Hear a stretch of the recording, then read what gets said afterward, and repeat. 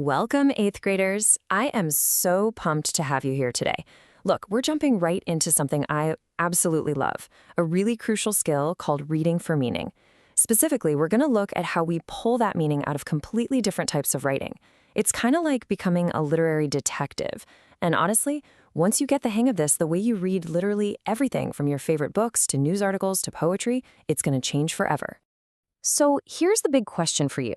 How do different writers tell the exact same truth? Well, unlocking the answer to that is the absolute key to strong reading comprehension. Plus, it's the secret to developing some serious discernment. Think about it for a second. A poet and a journalist, right? They might want to tell you about the exact same event, the exact same truth, but they are going to use completely different tools to get there. So our job in this explainer is to figure out exactly how they do it and, well, more importantly, why. Okay, let's dive into this. Here is our quick roadmap so you know what we're conquering today. 1, the big idea. 2, why it matters. 3, how to compare. 4, real examples. 5, your homework. And finally, 6, godly mindset. All right, let's get to it. Starting off with section 1, the big idea. Understanding genre comparison. Okay, so here's our core definition. Comparing across genres basically means examining how different types of texts, things like fiction, nonfiction, poetry, and drama, handle similar themes or ideas. The really crucial point here is that different genres act like unique lenses that let us view the exact same idea. It's like if you put on sunglasses, the world looks completely different than if you're looking through a magnifying glass, right? The world itself hasn't actually changed, but your lens sure has. Writers do the exact same thing when they pick a genre.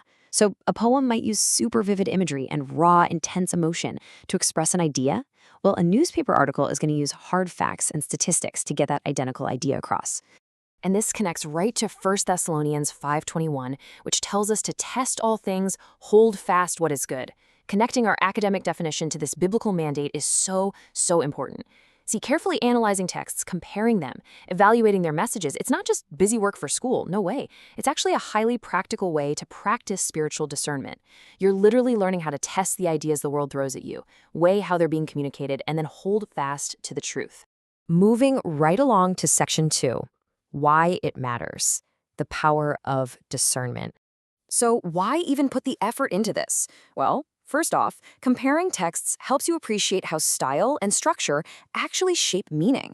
You'll quickly learn that how something is said is often just as important as what is being said. Second, this skill powerfully sharpens your ability to respond thoughtfully. When you can spot the strengths and the limits of each genre, your reactions just become so much more insightful. Third, it builds this incredible flexibility in your thinking. You actually stop looking at issues from just one single angle, which, by the way, definitely comes in handy when you're trying to win an argument with your siblings. And finally, studying how master writers use different genres is absolutely going to strengthen your own writing skills. All right, section 3, how to compare. This is your step-by-step guide. Okay, time to roll up our sleeves. Here is your straightforward, foolproof roadmap for writing a brilliant genre comparison. Step 1, start by choosing 2 or more texts that share a central theme.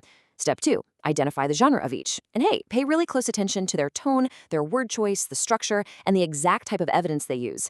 Step 3, when you're actually writing your comparison, be sure to point out both the similarities in their message and the differences in their delivery. And finally, step 4, explain your reaction. Like, how did those differences affect your understanding? Just be sure to back up your observations with very specific details and textual evidence from each piece. Honestly, if you follow these 4 steps, your responses are going to be nuanced, insightful, and completely bulletproof. Let's look at section 4, real examples. Time to put it into practice. Okay, let's say our shared theme is freedom. On one hand, we have a poem, and on the other, a speech. The poem uses a metaphor, something like chains of silence. Meanwhile, the speech relies on historical examples. Now, a brilliant response to this comparison would be to say something like, the metaphor in the poem made me really feel the emotional weight of losing freedom, while the speech's history gave me concrete, logical reasons to value it. Do you see what happened there? Both texts are talking about freedom, for sure, but one is directly targeting your emotions, while the other is going straight for your logic. Let's try another theme, environmental conservation. So on one side, you have a fiction novel. On the other, a nonfiction article. The novelist uses a character's personal journey walking through a dying forest. The article writer? Well, they use statistics about deforestation. Your observation might be, The novel made me care about the issue emotionally because I really connected with the character, but the article convinced me logically because, well, you just can't argue with hard facts. Again, it's the exact same truth, just built with entirely different tools. For our third example, let's look at the theme of betrayal. This time, we're comparing a stage drama to a short story. So the drama shows the betrayal happening right there in front of you through this intense, live, back-and-forth dialogue. The short story, however, takes you inside the betrayer's head, revealing all their internal, private thoughts. You might write something like, "Seeing the betrayal acted out loud in the drama made it feel so much more intense and explosive for me," whereas reading the character's private thoughts in the short story felt, well, quiet, kind of unsettling, and deeply personal. Moving to Section 5, your homework. It is time to try it yourself. All right, here is your assignment for the week. And hey, I'd actually invite you to just pause the explainer right here so you can easily copy down these 5 requirements.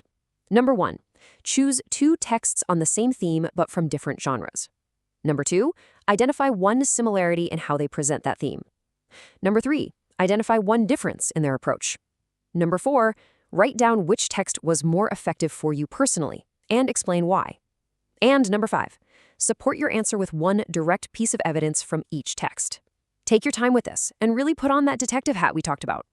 And finally, Section 6, Godly Mindset. Let's talk about why we learn. Romans 8, verses 6 through 7 says, "For to be carnally minded is death, but to be spiritually minded is life and peace." Guys, this is the foundational scripture for absolutely everything we do here. Our ultimate eternal goal in your education isn't just to make you smart, it's to help you cultivate a spiritually minded perspective that brings true life and lasting peace. You see, HeroesMart Academy purposely intertwines biblical morality with education because, frankly, education without morality can hurt. Knowledge and intelligence should help you make wise, God-honoring choices rather than simply making you more capable. Just as Romans 8 teaches us, keeping spiritually minded leads to life and peace. So I really want to encourage you, pursue academic excellence, absolutely, but always keep your mind centered on God, truth, wisdom, and righteous choices. As you read the world around you this week, I'm going to leave you with this one question to think about. When the world tries to hand you a specific lens to view the truth, are you spiritually sharp enough to recognize it?